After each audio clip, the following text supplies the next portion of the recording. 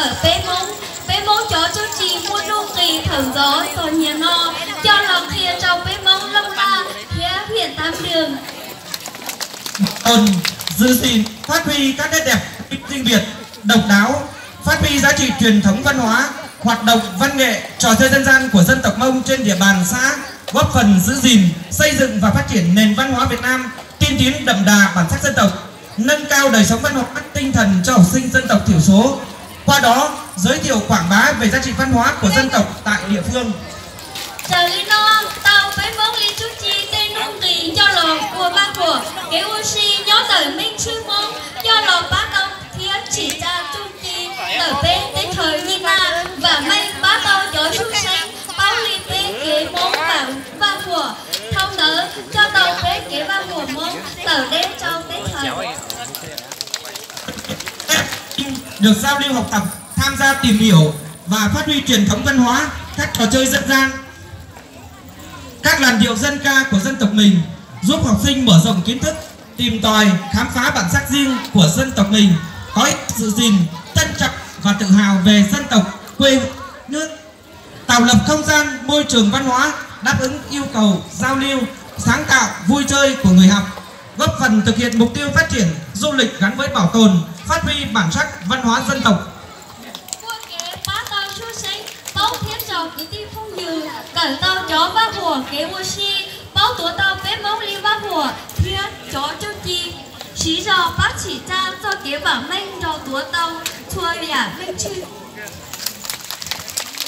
Được sự chỉ đạo của Phòng Giáo dục và Đào tạo huyện Tam Đường cùng sự nhất trí của Thường trực Đảng ủy, Hội đồng Nhân dân, lãnh đạo Ủy ban Nhân dân xã Nùng Nàng, hôm nay ngày 9 tháng 4 năm 2021, trường Trung học cơ sở phối hợp với trường Tiểu học Nùng Nàng long trọng tổ chức Ngày hội Văn hóa dân tộc Mông năm 2021. Nhiệt liệt chào mừng.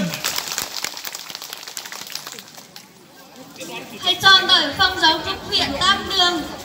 mùa tù nhờ Phan Chiến Công, Ủy viên Ban chấp hành Đảng bộ huyện, trưởng Phòng Giáo dục thiết đào tạo huyện Tam Đường, trong xét giải tò. Ban tổ chức xin trân trọng giới thiệu đồng chí Nguyễn Minh Triều, Phó trưởng Phòng Giáo dục và Đào tạo huyện Tam Đường, đề nghị chúng ta nhiệt liệt chào mừng. Trong xét giải tò từ Ti Lầu, Nguyễn Minh Triều, Phó trưởng Phòng Giáo dục thiết đào tạo huyện Tam Đường, trong xét giải tò. Ban tổ chức xin trân trọng giới thiệu các đồng chí phụ trách phong trào giáo dục các xã thị trấn, các đồng chí cán bộ chuyên môn Phòng Giáo dục và Đào tạo huyện Tam Đường, đề nghị chúng ta nhiệt liệt chào mừng. Trong xía chó giò tú khia, tờ chó sánh huyện Tam Đường, tô cổng trò bên nú no, trong xía giải tờ. Về phía cấp ủy chính quyền địa phương, ban tổ chức xin trân trọng giới thiệu đồng chí Nguyễn Văn Mừng, Phó Bí thư Đảng ủy xã Nùng Nàng, đề nghị chúng ta nhiệt liệt chào mừng. Tờ sánh Long La, cô từ giờ Nguyễn Văn Mừng, Phó Bí thư Thường trực Đảng ủy, trong xía giải tờ.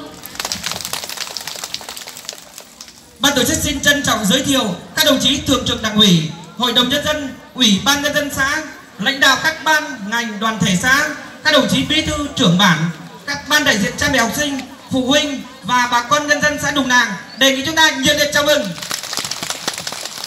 Trong xía giải tờ chó lãnh tờ sánh Long La, chó sánh Lầu, chó nhẹ thiết sĩ thiết chó danh minh sánh Long La, trong xía.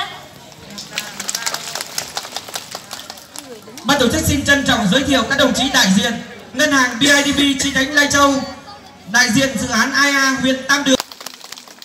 Tôi cổng trò bé lúc ba hùa nú no, trong xía giải tờ chó tú khia thiết chó minh nhùa su sánh, đợi lũ chế cờ thành ý thiết thành o, sánh Long La, trong xía giải tờ.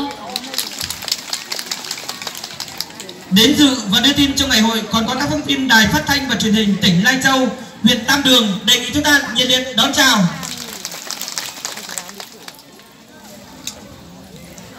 Sau đây là chương trình của ngày hội, gồm có một tuyên bố lý do giới thiệu đại biểu, 2